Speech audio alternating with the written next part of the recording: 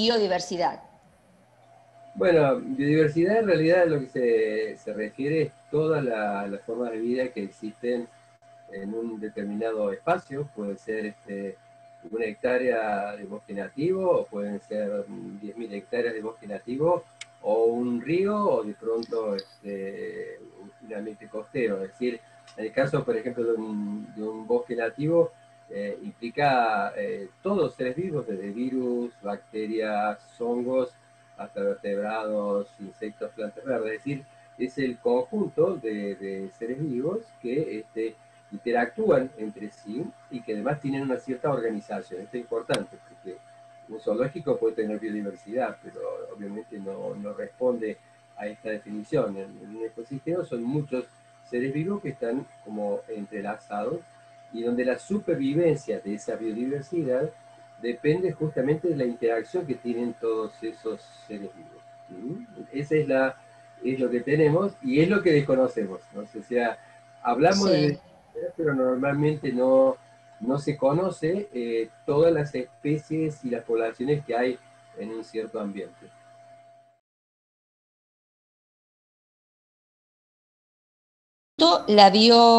¿Qué relación podemos darle biodiversidad y alimentación? Bueno, primero un comentario. No es solamente un desconocimiento de pronto en muchas personas, sino que también falta un adecuado tratamiento del tema dentro de la propia comunidad universitaria, que el profesor titular en la universidad, si puedo hablarlo con total tranquilidad, creo que no ha habido suficiente esfuerzo para comunicar realmente lo que es biodiversidad, y ni que hablar de los gobiernos. O sea, directamente no tenemos, por ejemplo, mapas de biodiversidad en Argentina.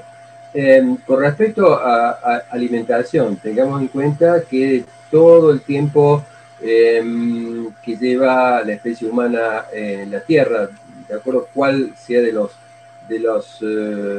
registros fósiles, tengamos en cuenta que estamos hablando de 350 y 300.000 años, con aproximadamente unas 5.000 generaciones.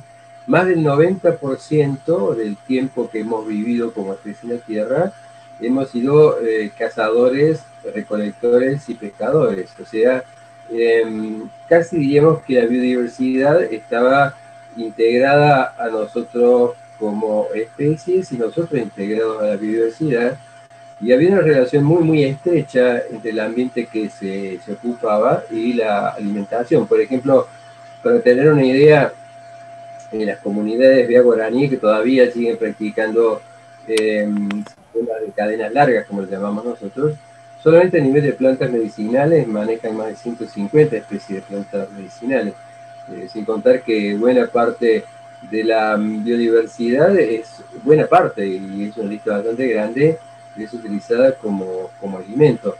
La diferencia es que allí tenemos convivencia entre la biodiversidad y una cultura humana. Entonces, a medida que el ser humano desarrolló la agricultura a gran escala, que se generaron lo que nosotros llamamos las revoluciones verdes, que fueron más o menos 7 en todo el mundo, fueron las precursoras de las revoluciones urbanas. Nos fuimos divorciando cada vez más de la biodiversidad, es decir, fuimos reemplazando sistemas de alta biodiversidad por sistemas simplificados. Por ejemplo, detuvimos un ambiente nativo de selva o de bosque para colocar un cultivo. Y ese proceso, desde la invención de la agricultura en estos 7 lugares que yo mencionaba antes, hechos que se produjeron aproximadamente hace unos 10.000 años atrás, desde entonces hasta ahora el proceso no se ha detenido. O sea, avanza la simplificación y se reduce la biodiversidad. Al mismo tiempo se ha reducido las fuentes de alimentación, o sea, la diversidad de nutrición humana se ha ido reduciendo, Reducción. dependiendo cada vez más estos sistemas de gran escala. Pero claro, al mismo tiempo se reduce cada vez más y cada vez más la biodiversidad, y mantenemos al mismo tiempo una serie de prácticas muy peligrosas, como por ejemplo el tráfico de especies vivas, que obviamente tienen virus y bacterias y puede llegar a producir lo que estamos viviendo ahora. Pero además de eso, esa reducción de biodiversidad no solamente ha reducido esta relación más adaptativa que teníamos con la biodiversidad, sino que a su vez nos enfrenta a peligros cada vez más fuertes, porque insisto, mayores. Lo que nos pasa ahora con el SARS-CoV-2, que es un coronavirus, sí. En realidad el origen... Es producto de todo lo que venimos viviendo a lo largo de la historia, ¿no? Incluso diría más reciente, pensemos que hay una especie de murciélago que se llama Rhinolophus affinis, que es posiblemente uno de las poblaciones que haya sido el sitio en donde sigue viviendo ahora un virus que es muy parecido al que tenemos ahora. El SARS-CoV-2 con el virus, por ejemplo, que tiene el murciélago, tiene un 96,2% de afinidad genética. Es muy probable entonces que ese virus saliera de un organismo. ¿Y por qué salió? Es muy probable que alguien en esa zona de China consumiera, se tomara como alimentos a murciélagos que vivían, que tenían ya en una forma estable poblaciones de virus.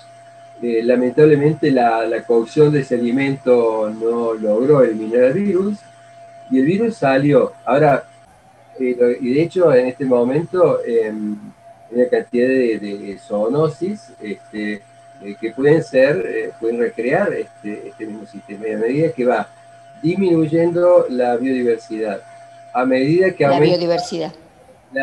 Pero al mismo tiempo aumenta la biodiversidad, vamos a llamarla indeseable. Por ejemplo, vivimos introduciendo organismos genéticamente modificados, o sea, baja la biodiversidad adaptada, aumenta la inadaptada o la sin prueba, van creciendo los riesgos que se rompan circuitos como pero no solamente en China, eso puede pasar de pronto aquí en Córdoba, o puede a nivel en cualquier sitio.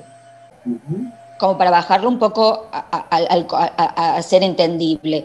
Esta sobreexplotación que el hombre hace a la naturaleza trae como, disminuye la biodiversidad y trae como consecuencia todo esto, entre otras cosas, esta zoonosis o esta pandemia, por ejemplo, de hoy. ¿Sería así el hilo, doctor Montenegro? Sí, es así, incluso no solamente por el tema virus, pensemos que a nivel de virus clasificados debe haber en este momento más o menos un poco más de 6.000 especies, pero se considera que hay en la naturaleza entre 900.000 y 1.000.000 de especies de virus. Entonces, no quiere decir con esto que todos los virus sean patógenos, ni mucho menos, pero sí que existen muchas formas virales que en este momento se mueven dentro de circuitos cerrados, dentro de la biodiversidad, y si nosotros jugamos y hacemos que salgan esos virus, entonces el riesgo es muy alto, pero al mismo tiempo la biodiversidad también es una especie de escudo. ¿Por qué? Porque imaginemos el caso del dengue, que es una virosis transmitido por un mosquito, fundamentalmente por Aedes aegypti. ¿Qué es lo que pasó, por ejemplo, en Argentina? Obviamente este mosquito no es originario de la región, es un invasor. Pero a medida que se fueron simplificando los ambientes nativos en Argentina, también desaparecieron todos los agentes que lo hubieran podido controlar. Hay un elemento muy simple. Volviendo, por ejemplo, a los murciélagos, pero desde otro punto de vista. Los murciélagos es uno de los tantos depredadores que tienen los mosquitos. Si yo hago, por ejemplo, en entornos urbanos, hago bajo la población de murciélagos, bajo automáticamente uno de los elementos que controla. Entonces, cuando en Argentina se hace ese gran desmonte, pensemos que en Argentina ya se ha destruido más del 80% de bosques nativos, en realidad genera como una autopista en donde la población es muy concentrada en ciudades. sin enemigos naturales, el egipcio no tuvo de hecho ningún problema y se fue expandiendo. Y si la población de egipcio estaba a su vez conteniendo el virus del dengue, y bueno, se va cerrando en cada lugar y tenemos procesos epidémicos como los que vivimos un poco antes de que empezara la pandemia por SARS-CoV-2. O sea, ahí vemos claro. el efecto de cómo cuando simplificamos, nosotros Sí. podemos generar mayores riesgos sanitarios, ¿no?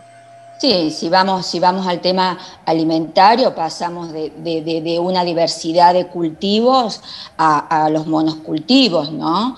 O sea que se ha achicado, se ha comprimido de tal manera la diversidad de alimentos que, bueno, hoy en día tenemos contados, ¿no? Son contados. Que esto, bueno, lleva un poco a todo este planteo, ¿no? De los sistemas alimentarios, un poco comenzando con la charla de hoy y la relación con la biodiversidad, ¿no? Que todo tiene que ver con todo. Yo siempre digo, uno mueve una cosa aquí y tiene un efecto dominó que llega al otro lado del mundo. Porque la gente dice, sí, lo hacemos en Argentina, en Córdoba, y cree que no va a tener efecto en otro lado, pero tiene efecto en todo. Y eso es lo que cuesta muchas veces en la mente humana, fragmentada, porque vivimos como fragmentado, como en pedacito, y creemos que lo que hacemos individualmente no afecta al otro. Piensen Yo, piensen ustedes que en el caso, por ejemplo, del SARS-CoV-2, lo más probable es que no haya sido un origen colectivo, sino que lo más probable es que haya habido una persona que recibió una forma posiblemente mutada del virus, y a partir de esa persona se fue irradiando. O sea que, tal vez en el caso de los virus, es particularmente visible. De hecho, el R0, que estamos siempre viendo nosotros, que es la tasa de contagios, obviamente el individuo tiene un rol fundamental, porque el virus se va transmitiendo, sí. no el ente colectivo, es decir, es una persona que transmite, y es eso lo que genera después un impacto poblacional, ¿no? Y hoy convengamos, vivimos tan conectados globalmente que de pronto uno dice antes, muchos años o antiguamente, uno dice, sí, en China, pero ¿cuándo nos va a llegar a nosotros? O a Europa. Va a pasar. Pero hoy con lo conectado que estamos, perdón, a todo nivel, bueno, así es que comenzó en China y en poquito se expandió en todo el mundo, con todo el sistema de transporte y con toda la conectividad que tenemos hoy, ¿no? Sí, totalmente. Y volviendo a hacer lo que decías vos de alimentación, en todo este proceso en que nosotros hemos reducido la biodiversidad adaptada y hemos aumentado la biodiversidad indeseada, me parece que un ejemplo interesante fue a nivel de organismos genéticamente modificados. Por ejemplo, el MON Esa 810. iba mi próxima pregunta. Claro, en el caso del MON 810, que es un maíz transgénico, ¿qué Sí, tiene el MON 810? Una de las características que tiene ese maíz es que se le ha incorporado un material genético que produce una proteína insecticida. O sea, para que tengamos en cuenta, cuando tenemos un cultivo de maíz transgénico, no solamente se aplican plaguicidas desde afuera, por ejemplo, una avioneta aplicando, pulverizando, sino que el propio cultivo, que fumiga. el propio maíz transgénico, contiene una proteína insecticida que es la que supuestamente va a destruir, por ejemplo, una larva de insecto. Entonces hoy se encuentra, por ejemplo, esa proteína que, insisto, produce la misma planta, La encontramos, por ejemplo, en mujeres embarazadas, mujeres no embarazadas, en donde rastreando encontramos esa proteína. Y esa proteína, a su vez, ha sido asociada con una serie de problemas de salud. O sea, Te Lo cuento, perdí. no, se cortó la luz en mi casa, así que estoy hablando a ustedes del celular. Bueno, dale. Bueno, doctor, estábamos hablando de un problema con la conectividad, pero bueno, hay que tener paciencia. A mí me pasó la semana de cortes, pero bueno. Eh, sí, sí, bueno, ¿qué vamos a hacer? Estamos con el tema de lo transgénico que usted me estaba explicando, que los transgénicos aparecieron en escena hace ya mucho, con la finalidad de terminar con el hambre en el mundo. Eh, ese es el eslogan, ¿no? Terminar con el hambre en el mundo. Entonces, como que el fin era un fin bueno, pero no fue así, porque no terminó con el hambre en el mundo, sino que, bueno, seguimos con hambre en el mundo y con unos problemazos impresionantes. A todo nivel, ¿no? Pero me trato de ubicarme a nivel alimentación, porque soy médica, me especializo, bueno, endocrinólogo, me especializo en el área también obesidad, en todo lo que es alimentación, que es lo que me apasiona, ¿no? Entonces, y uno ve que no. Si uno se pone un poquito a investigar el tema de transgénico, no solo que no terminó con el hambre, sino que trajo una cola de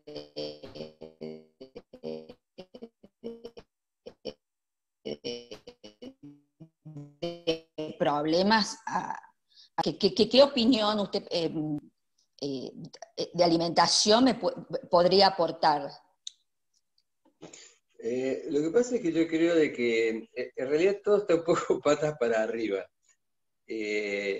Primero hemos generado sistemas de generación de alimentos absolutamente dudosos, es decir, con mucho riesgo. Pensemos que si hiciéramos un análisis de tu sangre o de la mía, encontraríamos residuos de por lo menos de 3 o 4 plaguicidas.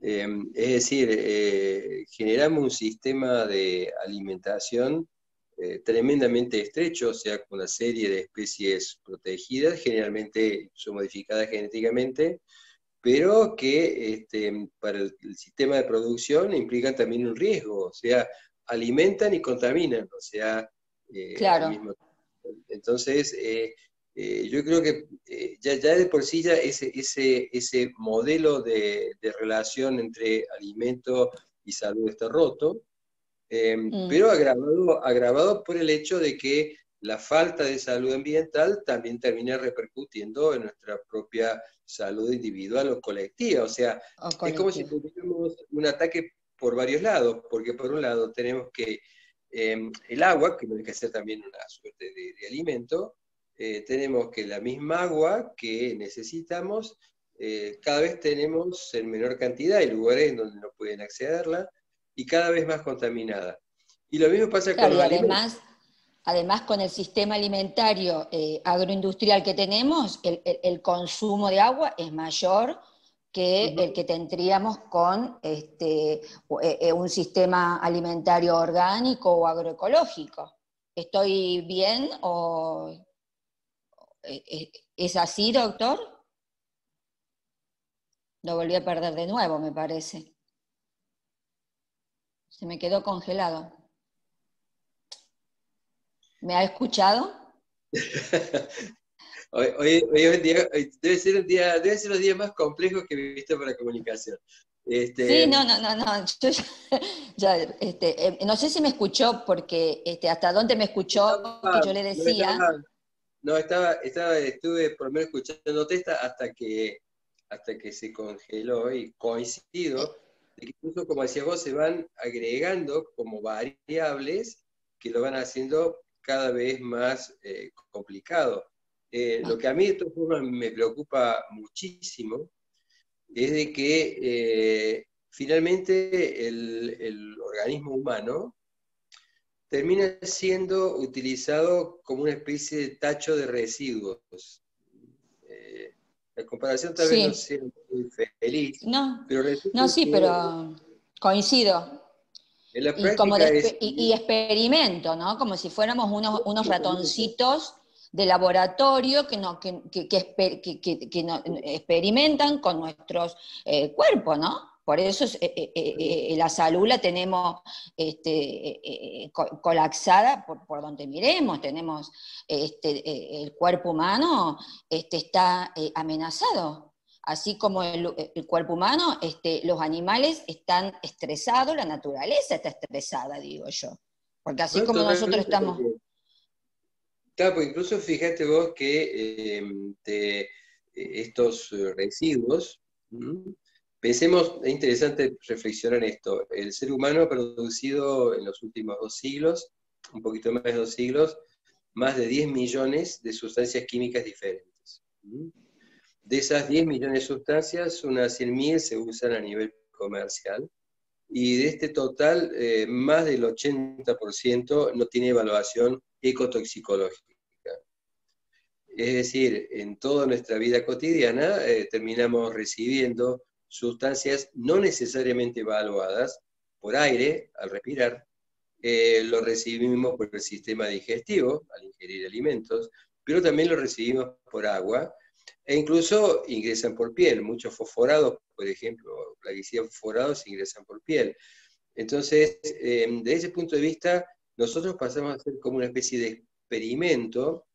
¿Por qué? Porque si nosotros hiciéramos una comparación histórica, pudiéramos hacer algo así como un análisis de sangre o de orina hacia atrás, una de las cosas que nos llamaría la atención es que el ser humano ha pasado a contener en forma normal y con un significado poblacional muy fuerte cada vez más sustancias dentro del organismo, muchas de ellas ni siquiera evaluadas, algunas de ellas se pueden combinar, por ejemplo, sustancias que son disruptores endocrinos, que por ejemplo son miméticas del Ujú, estrógeno. sí, Entonces, resulta que estamos, el ambiente, así un poco entre comillas, desde el ambiente nos está llegando como si fuera una suerte de dosis excesiva de estrógeno. Y obviamente, ujú. y vos sabés muy bien como endocrinóloga, que particularmente en el tema hormonas, las hormonas son sustancias muy delicadas en donde cualquier movimiento en más o en menos, y a veces cantidades de variaciones muy pequeñas, tienen efectos serios en el organismo. Totalmente. Y sin embargo, entran abiertamente. Pensemos, por ejemplo, a nivel de alimentos transgénicos, todo lo que es fitoestrógenos. O sea, los fitoestrógenos están ingresando y no Y estamos si regulando. pensamos, y si pensamos a nivel de carne, de animal, tenemos que pensar que lo llenan de hormonas, de antibióticos y todo eso después lo comemos. ¿Me está Exactamente. escuchando, doctor? Todo Sí, eso después totalmente. nosotros lo comemos y nos entran, bueno, a ver, si nos ponemos a ver, productores de semillas son los mismos dueños de laboratorios farmacéuticos. O sea, Es lo que yo te decía, la sensación a veces es que muchas cosas están patas para arriba, es decir, muchas veces los intereses corporativos, gobiernos asociados a los intereses corporativos, una sociedad, en algunos casos rehén, pero en otros casos también cómplice por silencio de un sistema o cómplice por no conocerlo, termina yo armando creo como una que especie de asociación.